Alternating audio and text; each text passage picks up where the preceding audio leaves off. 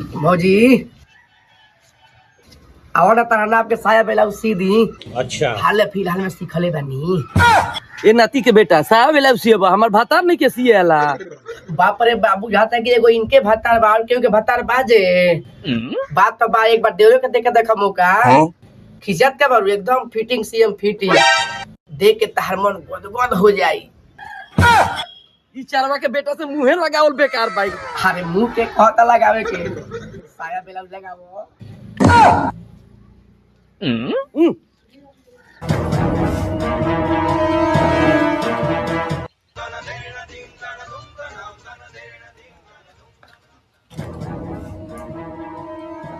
आए केने बड़ा हो का बोलो का इतना खिसी आई बारू निकल बहने तोरी बहरिया। का हमेशा जॉब आवेलू तू खिसी आइले बारू जॉब देखो ना तब ना कुछ बकत रहियन।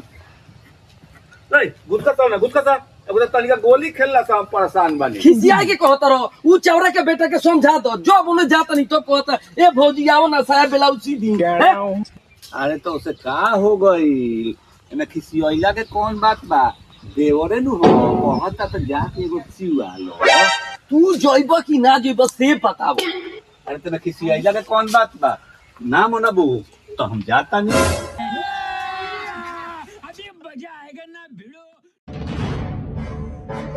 करे कादू ते जब हमरा मेहरारू के देखत रहे तो कहत रहे कि आओ ना साया ब्लाउज सिवा लो। ए तो सोए ब्लाउज सिवावे कहनी ह कोनो खराब चीज थोड़ी कहनी हो जे डकरता रह। यार तू नहीं यही लायक तू बार लो भरपेट भइलू सहराऊ तू नहीं हो गइल भरपेट मेहरारू के लायक सरवा खाली सोए ब्लाउज नु कहनी सिवावे के मार के गोतर तूर देलो।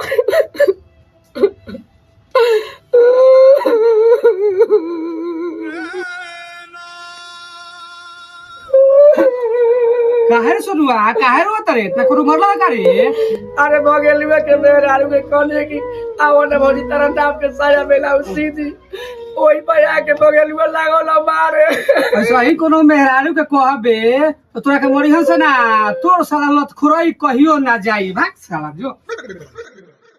ए बाबू हमरा के कपड़ा किन दो ना। कपड़ा चाहिए तारा 3 महीना पर स्कूल तो गले रे पढ़ लिख के कहले ने तारा रोज कपड़ा चाहिए हैं काहे पहले स्कूल रे। ए बाबू का रे हम जगनियावा फर हो जाइन सोनू चचला के सिवा के आई जो सिवा ले जो खून पी लोग हमार बैठल कपड़ा रे जो स्कूल जो पढ़ाई लिखाई करही के लेके कपड़ा चाहिए। ए सोनू चचा है तनी पाटवा सीधा ना फाटल बा। अच्छा पैटवा फाट गइल बा। बबुआ केकर लइका हुआ? भगेलुआ के। अच्छा भगेलुआ के लइका हुआ लिया तारा माई के भागड़ा तक कहे देता नहीं। तारा माई का चोदा रुका तारा माई का चोदा रुका तारा माई का चोदा।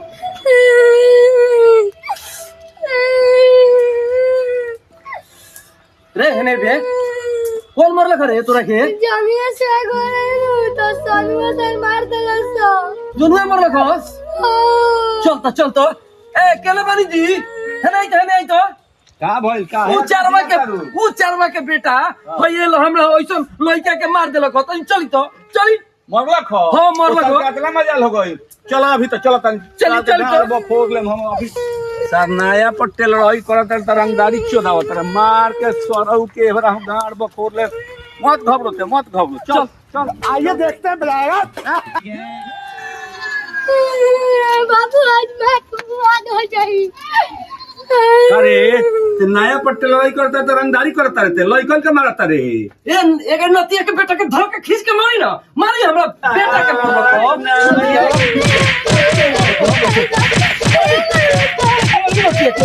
मरला का हमरा लइका के मरला को